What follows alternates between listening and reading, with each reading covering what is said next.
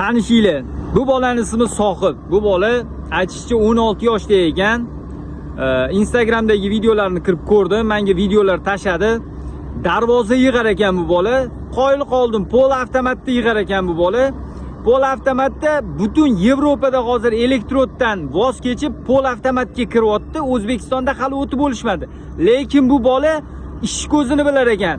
Ishi tezroq bitish uchun pol avtomat ishlatar ekan. Pol avtomat ham sifatli, ham metal tortib ketmaydi, ham ish tez bitadi. Shuning uchun pol avtomat ishlatar ekan. Bu bola 16 yoshida, uncha-muncha yosh kattalar qila olmaydigan ish qilar ekan, gap yo'q.